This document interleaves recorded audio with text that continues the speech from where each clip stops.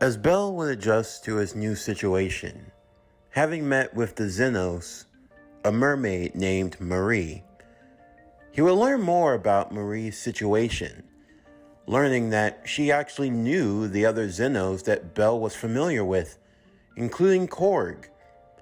Of course, Bell wondered where Korg could be, Marie explaining that Korg and the other Xenos who could travel outside of water were already moving ahead inside of the dungeon.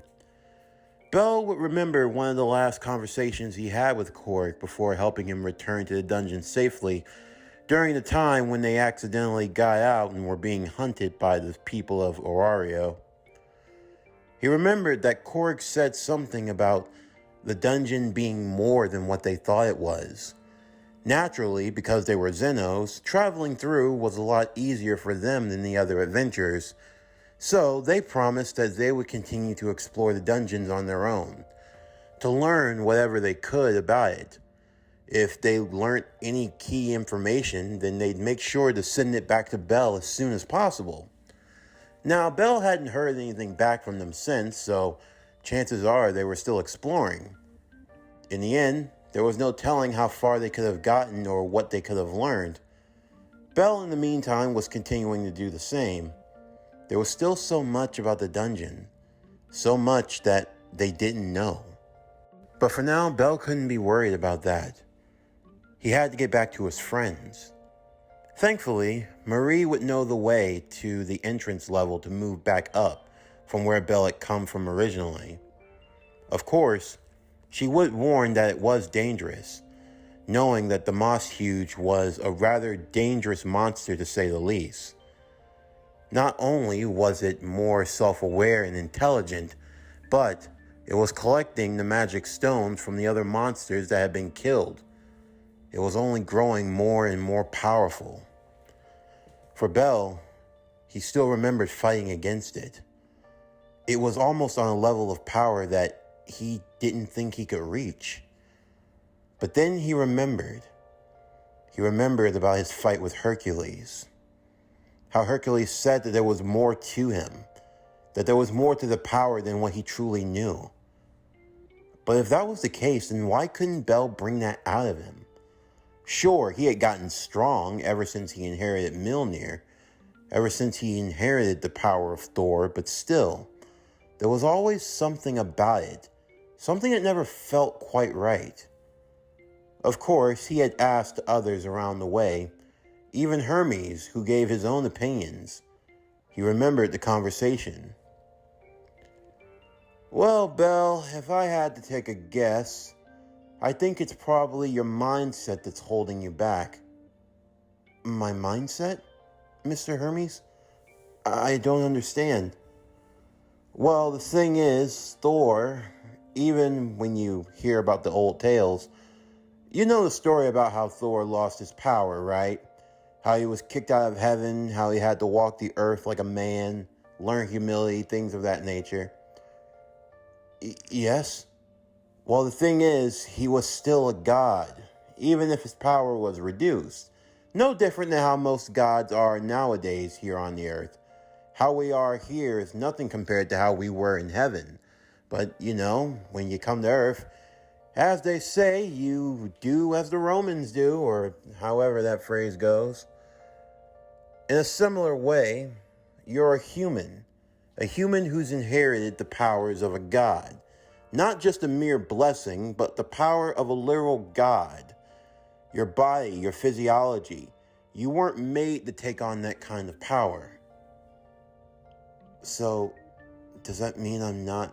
It's not about being worthy, kid. By the way, you shouldn't put so much emphasis on the whole worthy thing. That word honestly gets thrown around way too much. You shouldn't be so focused on it. It won't do your health any good. But I have to prove that I'm worthy, Mr. Hermes. I mean, it's why I was given this power, wasn't I? To do the right thing? To be a hero? Well, Bell, in all honesty, it's subjective. I mean, what really makes someone worthy in the end of the day? Trust me, I've known Thor. Well, knew him, I guess, in a way of speaking. Thor was a lot of things, Perfect was not one of them. He was a screw-up of the highest order. I watched that big oaf make so many mistakes it made my head want to spin. Trust and believe, if any god had faults, he was definitely one of them. But yet, even in spite of all of that, he had a charm, a quality that just couldn't be matched.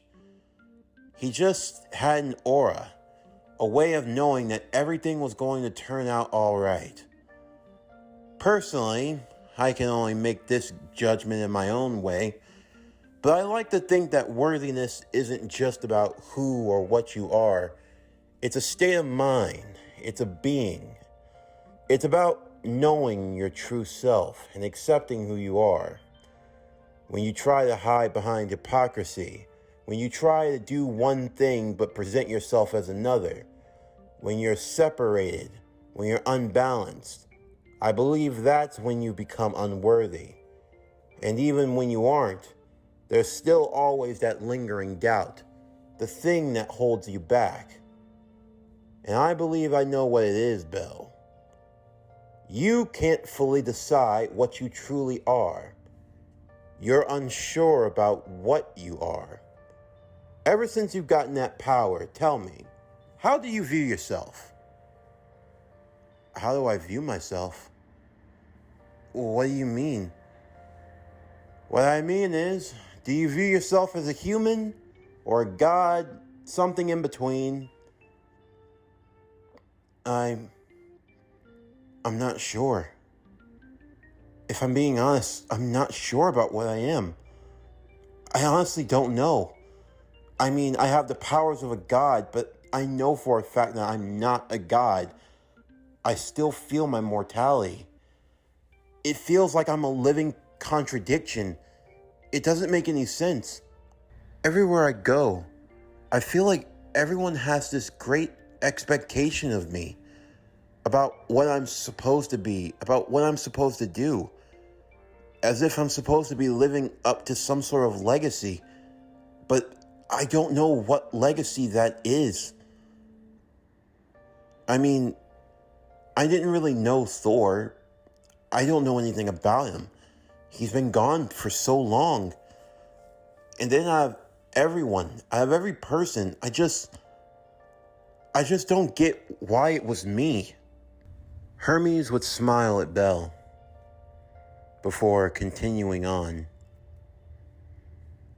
Well, Belle, life is one of the greatest mysteries the world has ever known. You never know what it may have in store for you. And even more so, you never know what path you'll end up walking down. In my honest opinion, I think it's best if you just don't focus on those type of questions. They won't really do you any good. Maybe there's some prime reason why the power chose you. Or it could just simply be that it simply chose you just to chose you. Maybe there is no rhyme or reason behind it. Like I've said countless times, humans like to think that we gods are just all omnipotent, that we're all mysterious, that we just know everything, but truthfully, we don't. You'd be surprised how many times we end up playing it all by ear. And yet, even still, I like to think that it's faith, of knowing that things will work out in the end, like they always do. Not that it's easy, not that it's without hardship, but still, you know that you'll always come out on the other side. Throughout all your trials and tribulations, you come out better for it. If I had to give you any advice, the best advice I could give you is to simply not worry about it anymore. When you're in the midst of battle, whether you're worthy or not, it doesn't really matter. When the lives of your friends are at stake, do you truly care about why you were chosen? The only thing that matters in that moment is that you are the one thing that stands between their lives and their potential death. You have the power to change that, the power to change fate. And I believe in that moment, you'll make the right decision. Bell reflected on that conversation even more now. It gave him a newfound sense of clarity. Whatever the reason he was chosen, whatever the reason the power picked him, it didn't matter. In that particular moment, it did not matter. None of it did. The only thing that mattered was getting back to his friends, to help them, to protect them, to save them, because he had the power to do it. In the meantime, Bell's party was continuing to battle off against the multiple swarms of monsters that were being created by the Moss Huge. They had their backs against the wall, but thankfully they would finally decide to use their trump card, that in the form of Haruhime. Her power and her ability, the ability to boost the stats of others, known as Kokonoa. Using this ability, the power of the 9 tails, although she can only produce 5 at the moment, she was able to boost 5 of her allies all at once, giving them the power that they needed to fight against the onslaught of monsters, fending off against the horde. However, this all proved to be to the monster advantage, as the Moss Huge would collect the magic stones that were left from the monsters that they had all defeated, swallowing them whole and growing even stronger, mutating into an even more powerful beast that they themselves couldn't overcome, even as they all tried desperately to work together. Just when it seemed as though all was lost, the cry of lightning bolt could be heard. They all watched as Mjolnir would fly overhead, slamming straight into the chest of the monster, knocking it back, before flying back immediately into Bell's hands. The monster would attempt to shoot multiple projectiles. However, Bell would form the Valkyrie shield, protecting all of his allies. The shield quickly transforming back into the hammer once again. Everyone was relieved to see that Bell was okay, and even more so to see that he had arrived just when they needed him. "Well, it looks like you got here just in time," Wolf would say. "Though, I like to think that we had finally gotten just strong enough that we didn't have to rely on you all the time." "Come on, don't say that," Bell would tell all of his friends. "You've all done well. I know that you could have taken care of it. I'm just here to lend a hand. You guys have done all of the real work. So, just leave this to me." As the monster staggered back to his feet, Bell closed his eyes, holding out the hammer as he focused. Right now, all he needed to do was strike the beast directly in the heart, to destroy it in one fell swoop. He thought about the stories that he heard about the other gods. One in particular, the god known as Zeus. He had heard stories about how Zeus would strike down his enemies with a lightning bolt. Bell wanted to do that himself, to channel the power of lightning in that moment, and to just be able to throw it in a single strike. As he focused on this particular aspect, Mjolnir would transform, but not into any of the other weapons that he had used before now. Bell's eyes would begin to glow, sparks of lightning forming around him. As Mjolnir transformed, not into a sword or into an axe or a shield, it turned into a spear. The others didn't know what to think of this. He'd never done that before. It looked like he had gotten himself another weapon. "With this, I summon forth Gungnir," spear of heaven, the spear that carries the wisdom of Odin, mighty ruler of the lost kingdom of Asgard, he who reigned over the 9 realms, and through his conquest, he gained knowledge. He gained wisdom and insight to become a king that ruled not through force, but through wisdom. Bel would take hold of the spear. As he channeled lightning bolt through it, the spear would begin to irradiate with lightning. There was also something else on his heart. He thought about his conversation with Hestia. For some reason, there was only one thing that he could think of in that moment. Remembering when she said her name. Another name that she would go by. Not as often as she used to, but still, it was something that she said that brought her great joy. When he thought about it, it sent a springing well of power through him. The joy of his comrades, their safety and security, that is what he truly fought for.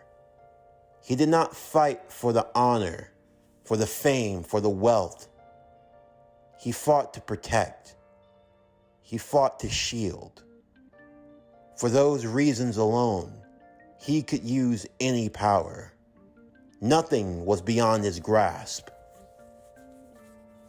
In that moment, Bel learned to let go. Instead of trying to focus on any particular aspect of himself, he simply chose to live in the moment, to absorb it, to embrace it. It didn't matter who or what he was. All that mattered was that his enemy stood before him. And it was either he died or they did. And for Bel, he had already made the choice. He had already rendered the judgment. And now it was time to carry out the execution. Argo Vesta, lightning bolt. Go forth, Gungnir, spear of the heavens. Pierce my enemy. Reduce him to ash. Burn him to cinders. Strike him down with my holy judgment. Bel rocked back his arm before throwing forth the spear moving at blinding speeds to the point where it seemed as though Bel had thrown lightning itself. The monster attempted to shield with its arms. However, the spear would pierce through, piercing directly through the beast, before the spear would rush right back to Bel's hand as he threw it repeatedly for a second time. The monster was slowly starting to dissipate, slowly starting to be destroyed, before Bel threw the spear one final time with the yell of Argo Vesta, lightning bolt. The spear would pierce through the beast for a third time, with the Moss Huge being completely destroyed. The others who watched as the effects of the Moss Huge's poison would dissipate and leave their body. The spear once more retreating back to the hand of Bel as it transformed into Mjolnir once again, who held up the hammer in a sign of victory. He truly felt it, if just for a brief moment. When fighting against the Moss Huge, it felt like it was nothing to him. It made the fights that he had up until now feel as though they were little more than a dream. Far off, though, on the outsides of Orario, Hercules could sense that imminent power as a smile crept upon his face. So, it seems like the rookie's finally getting the hang of things. Continue to grow stronger, Bel. I want a good fight the next time I see you. The others would now regroup, eventually retreating higher up to the 18th level. That was a safe zone, known as Rivera. They would take time to heal their wounds before eventually moving back to the surface and moving out of the dungeon. Safe to say, this mission had definitely tried them, but even in the face of adversity, they had all managed to grow stronger from it, and they had done so together. In the meantime, Hestia and the other gods were meeting for an annual Donatus. This was a time of year when all of the gods would get together, and the gods with familias, of course, and they would come up with names for adventurers within familias who had been moving up. Hestia making sure to get good additional names for members of her familia, such as Wealth and Lily and Belle. Of course, Belle already had the name of Gale Thunder, but there were still other titles that one could achieve through their fine works. Of course, everyone wanted to throw their hat into the ring when it came to coming up with a name for Belle. Freya came up with a term, although Hestia didn't like that it alluded to Belle being her beloved husband. Loki came up with an endearing term, although she couldn't tell if it was supposed to be endearing of saying that your big brother was your plaything. Others were coming up with more outrageous names for Belle, and Hestia just about had enough of all of it. Eventually, they all settled on another name. Rabbit's Foot. Rabbit's Foot. Well, I mean, it's lucky. She hoped he liked it.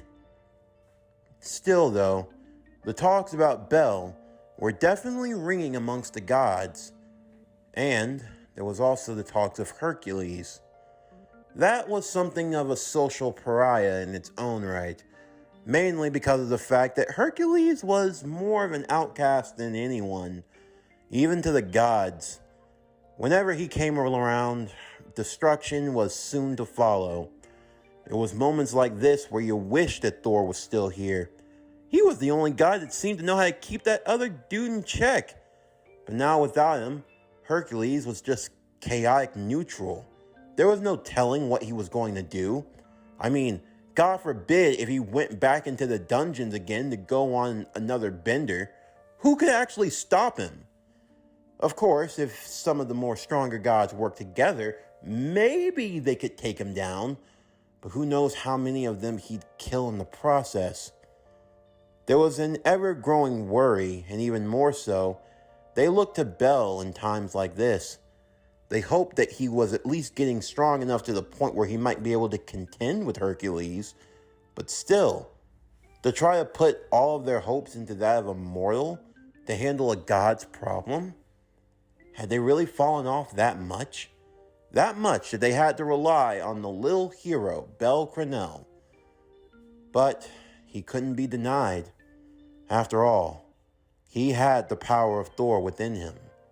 And if it was truly the power of Thor, the Thor that they knew, he could be the strongest of them all. However, in the meantime, there was something else that was going on within the city of Orario. To be more specific, it was at a certain tavern known as the Hostess of Fertility. The other staff members had been looking for Ryu. She hadn't called in, and she had been gone for almost 3 days. They were hoping that she was all right wherever she was. Even the owner of the shop was getting annoyed.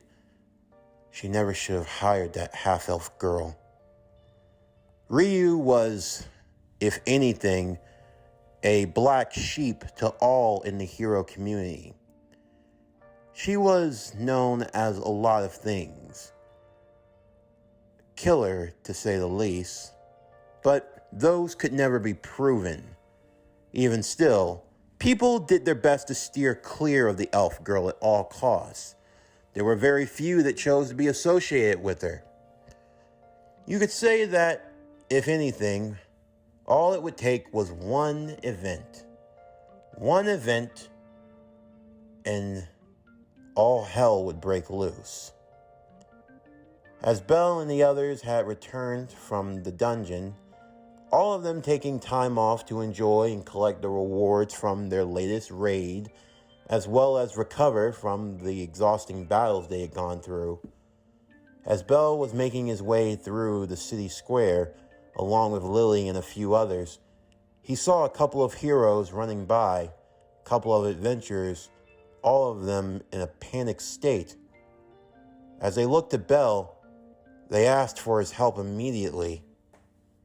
When he asked why, one of them explained that they were looking for a murderer. A murder had occurred in the city. An adventurer had been killed under the dead of night. And one of them saw who the culprit was. And there was no mistaking it. It was Ryu, the elf. In the meantime, in a dark alleyway, far off in the outer region, where not many people journeyed, you could say it was the slums of sort, more so abandoned homes and other places of that nature. An elf girl, dressed under a green cloak, sat looking up in the dark corners of a broken home. She knew who she'd be expecting to crawl out of the shadows. Someone she hadn't spoken to in a while. "I know that you're here, Lord Anasi." Ryu watched from the corner of the abandoned building as a figure emerged from the shadows, crawling alongside the walls. He threw off his mask and yawned aloud before finally slinking down into the chair down below him. "Ah, yes, if it isn't my favorite elf, Ryu. You finally chose to grace me with your presence. I'm not here for a social visit. Yeah, I already know. You found yourself in some hot waters and you've come running back to me. I see that nothing gets past you." "Of course not." Anasi held out his hand as a couple of spiders fell down into it. "They're my eyes and ears out there, Ryu girl. I always know what's going on. Know that you've been hanging out with that Belle boy." "I know of him. Trying to get close to his hammer in more ways than one." "Shut up! Look, I came here for your help. I need the blessing." Anasi would look at her seriously. "You didn't want to take it back then, so why would you take it now? And I'll have you know, if you would have taken it back then, you would have gone on a hell of an adventure. Like, seriously, you wouldn't believe this, but there are, like, a lot more of, like me out there. Like, out there. Apparently. Like, there was this one guy that showed up not too long ago. His name was Peter, and that's not the concern. I need the blessing. I can't put it off any longer. And just why should I give it to you? You're not a part of my familia. And for old time's sake, come on, you owe me." "That I do. And you're a stubborn girl. You've never called a favor in before, so I can't say that this isn't anything unusual. But still, are you sure you really want to do this? You know that once you take it, there's no going back. You accept the blessing, you accept the curse that goes along with it. Are you really sure you want to take that risk? I've been cursed my whole life. I doubt it can get any worse. Trust me, you have no idea." I've seen a lot of people say those same words. They think they can handle everything that comes with the blessing. But then the bad things happen. The guilt, all of that, it never goes away. But if you're still willing to accept, Anansi snapped his fingers and suddenly a spider fell from the ceiling onto Ryu's shoulder, crawling over to her wrists. All you have to do is accept, and the blessing I will give to you. You don't even have to join my familia, but if you wouldn't mind keeping me company every now and again, seriously, it gets lonely out here. I mean, I would hang out with Khonshu, but he's kind of going through the cuckoo. And then there's Bast, but you know, she hasn't been returning any of my calls, and we'll sort out your love life later, Lord Anansi. Please, call me Kawaku. After all, for everything we've been through, you don't have to treat me like a stranger, Ryu. Fine, Kawaku. I appreciate the help. This is all I can give you. If they find out that I'm involved, things could get dicey, and you don't need to worry about that. Just leave the rest to me. Ryu would allow herself to be bitten by the spider. She could feel her body starting to grow hot, and then cold, and hot again. Her vision became blurry before she finally passed out. Kawaku would wrap her within webbing until she was in a web-like cocoon, before taking her somewhere secure and hiding her away. The process would take around a day or so, but when she awoke, she'd be a completely different person. Though even still, the god of spiders looked back upon the cocoon, looking at it solemnly. I sure hope you know what you're doing, kid. But for now, I'll keep watch over you. After all, I made a promise, and I'm going to keep it.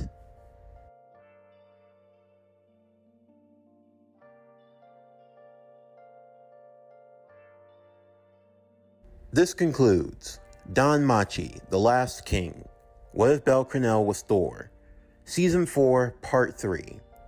As always, if you enjoyed today's video and everything else that we have to offer, then please don't forget to like, comment, subscribe, share, and hit that bell for post notifications so you can stay up to date on everything that is PowerCore Productions and Podcastings that has to come out now and in the future.